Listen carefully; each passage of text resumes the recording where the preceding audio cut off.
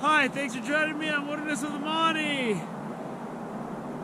I'm pretty beat up from fishing the Stanislaus for YouTube and then the West Walker River for Patreon. Had phenomenal days for both. And then driving all the way home. So I just figured I'd come down to the Truckee at the state line and have a little fun. I'm gonna be throwing barbless marabou jigs, looking for something big. But we're gonna see. It's a little bit windy, it's cold. That's all good. It's probably gonna warm up today. And I'm still in California. Nevada's right over there. I got a non-resident California license and a Nevada state license. And I'm fishing barbless, so I'm good anywhere I go. So let's go down and see if we can catch something. How long is this day gonna go? I have no idea. I'm hoping to get something early, get satisfied, and get home. I put in for a vacation day today and I don't want to waste it.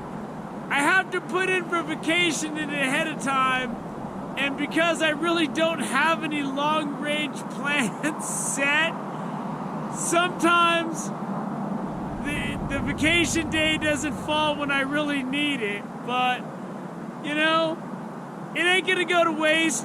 We're gonna go fishing right now, so let's go.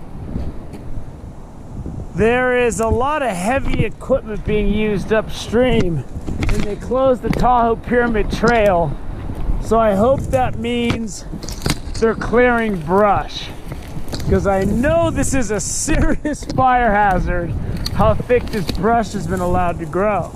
And I mean, it's just allowed to grow really isn't fair, because they do clear it regularly, and it was a heavy snow year, so I think they're just doing what they usually do. The river's raging a lot more than I was expecting. Fourth cast, I got one on the hook. And it's a good fish. I mean, the water's moving, so it's hard to tell, but it's fighting. But with these barbless hooks, this pressure's good.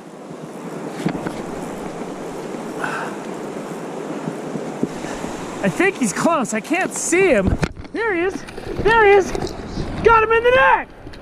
Got him in the neck. The water's cold, but I still let the fish revive in the net for a while, so I'm gonna let him thrash around. Now I'm gonna show him to you. All right, this fish has got plenty of time to rest. He is thrashing, he is ready. Let's take a look. This is a nice brown though, boy. There we go. That is a big fat brown trout. Way to start the day, man. I'm in California, but we'll get into Nevada by then. So what I did to catch that fish, this is the first place I really stopped. I first made 2 casts upstream and tried to fish this, that branch is in the way. Then I targeted that rock way out in the middle. And that's what's good about these jigs. The water's rushing fast on that side, but if I can cast it into the slack water in between right behind the boulder, which I can easily reach with this jig, I can give it a good 2 or 3 seconds before the current washes my jig out. So here, just accuracy is important. You gotta fire it out. I just dropped it within a foot of that boulder. And that's right where that fish was. He hit it on the second jig I did. And that was money, man. And I could easily go home and be satisfied with what I just caught, but whatever county this is, I think there's a statute. If you catch a fish in 4 casts, you have to keep fishing. So I'm not looking to violate any statutes. The river right here is the perfect size for my jig and whipping it out with this little 5-foot ultralight rod. I can drop my jig within a foot of the far bank, even less, because the range is perfect, at least to right there. Then it gets wider and then I'll have a little bit more trouble. So I can fish the water on that side, I can fish the water on this side, and I can pick apart the center sections. Somebody get the taxidermist on this one! Someone get the taxidermist! Get him on the line! on the line. I'm gonna have this fish mounted. I'm gonna put it on the hood of my car so it looks like it's swimming as I'm driving through the air. When you're fishing across swift water like this and you're targeting that water along the far bank like I am right now, the key is to keep your rod high and keep your line out of the water in the middle, because that'll wash you out of position. And you really only need to jig it a couple of times in that zone right along that bank. If there's a fish there, when the water's moving like this, they don't got time for any detailed inspection. They got to hit it or quit it. That's what I'm calling it right now. Hit it or quit it. I'm getting a couple of hits in this slow stuff, but I think there's small fish that can't get it. I'm not looking for any of these nursery school fish. I'm looking for the professor. This diversion dam is always a good indication of how heavy the flow is. Sometimes that's a lot of dry ground on there. Like usually you can walk across that flat section. It's really raging. I just pitch tossed it into this little thing, and this little brown, like the other one I caught, came out and grabbed it, but he shook right off. He obviously didn't hear my comment about mounting something on the hood of my car. This is a situation where I'm glad I didn't get anything. I'm targeting the water up there and the water over there, and I got this heavy flowing rush here. If I have to fall in, I can fall in right here where it's nice and mellow, because that's certain death. I don't like certain death, and I got a bump, but I didn't get a fish. There's just really good water on the other side of this white water, and I'm trying to see if there's anything lurking in there. So I just walked into Nevada. Here's the state line. And 1872.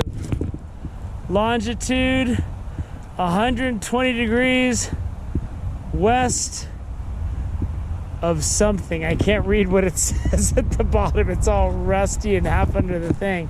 And then here's California. So that's kind of cool. Man, that started with a bang and ended with a thud.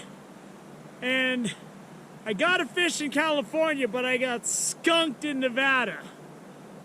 And I think there's an old treaty that goes way back that states if you catch a fish in one state, it doesn't protect you against the skunk in another state.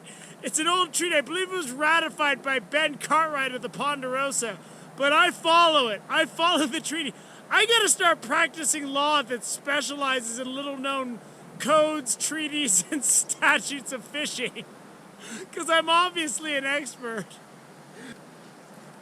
If you're new to fishing or you're new to fishing rivers, whether you're fishing jigs, spinners, whatever, when the water's fast and you're casting at little windows behind rocks and stuff, you just always got to remember the fish can get it. They got to make a split decision. That's why they're there, because they're able to feed and make a living grabbing stuff that's just blowing by them. And that's when you got them right where you want them. Now, whether you're going to be able to fight that thing in the raging current, I don't know. But I'm going to come back here when the flow's a little down. I was not expecting the river to be raging like this. But that's cool. I got a nice brown in the net. I got skunked in Nevada, which means I have to come back for some kind of weird revenge or payoff that no one probably understands unless you're a fanatic like me. But I'm coming back when it gets cooler. Right now, I got to go home and pack my gear and get ready for freezing weather in the backcountry next week. So that's what I'm going to do for the rest of the day. Get my pack ready, get my gear ready, and try to get you guys some quality stuff next week. So thank you for joining me out here in my dual state effort, even though I started kind of straddling the state line. It wasn't like I did anything crazy. But on the Truckee, I hope you enjoyed that big brown I got early, man. I love that fish, and I caught that thing out in the middle of the river. Thank you for joining me on Wilderness with Amani. Until next time.